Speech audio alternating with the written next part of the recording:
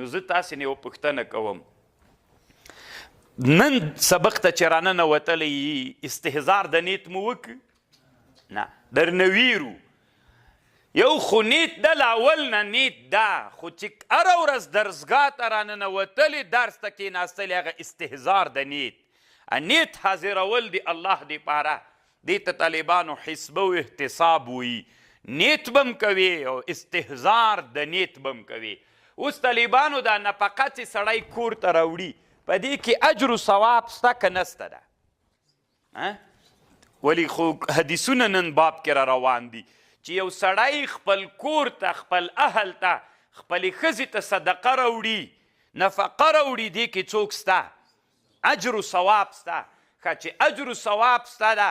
اوس به ته څومره انسانان دي طالبانو چې دا کور ته دا صدقه راوړي نیت کوي نه نیت کله کوي نو طالبانو چې کله یې کور ته دا صدقه راوړله کور دروازې ته ورسېده نو استهزار د نیت دی وکړي چې ما د دې کې مقصد رضا د الله ده دې ته څه وایي طالبانو استهزار د نیت دا حسبه شوله طالبانو نیت را حاضر کا مثلا څومره ډېر انسانان د خپل کور باندې نفقه کوي خو دا چې نیت را حاضر کړي د نفقه وخت کې طالبانو دې نه خلک شارحین د حدیثو وایي خلکو نه دا ویر د ذهول کې دي ترې ویر ده نو امام بخاري دلته دوه مقصده سول یو دا د نیت به کوې نیت به په اعمالو کې کوې او بل به دا نیت هر حالت کې مستحضر کوې مونږ تاسې طالبانو په هر حالت کې مستحضر کوو نه اوس مثلا زه چې کله درس ته راځم د اول د کال نه د الله سره مې دا وعده کړې طالبانو که نه اوس سمه پاچاهي ده که نه طالبانو اوس که زه حکومت کې واوسېږم زرې موټر به مې ښه مکمل تیل وي طالبانو اکشن به برابر وي او سم های به هوی به نو خو بیا هم طالبانو چې ما دا درس مختار کړی د رضا د الله مې مقصد ده پکې که نه اوس چې الله رضا طالبانو د ما مقصد سوله نو دا خو مې له اول نه کال نه و چې کله هره ورځ درسګاه ته رانوتلم باید استهزار د نیت وکم لکه ما تاسې ته مخکې ویلي ول امام شرف مناوي چې وی کله به درسګاه ته چې راغی دهلیز کې به درېدلی و او هلته به وی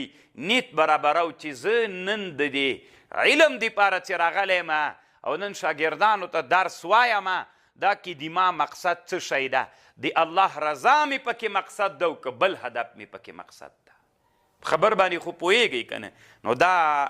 الله عز وجل دې مونږ ته ریښتونې طالبانو د الله رضا مقصود کړي اوس تاسې طالبانو چې دې ته راودانګل چې مونږ دغه علم زده کوو د الله دین ته په خدمت رسوو بیا طالبانو که تنخوا واکه نه وه خوا به نه بدوئ ګورئ که علم زده کوئ رضا د الله او بیا طالبانو که لږ تنخوا یې درکوله که ډېره بیا به چونګېږي نه ډېر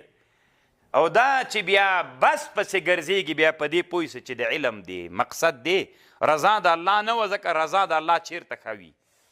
دیني مدارسو کې چې د وړو خلکو بچي طالبان غریبانان درته راځي دا رضا د الله دلته ډېره ده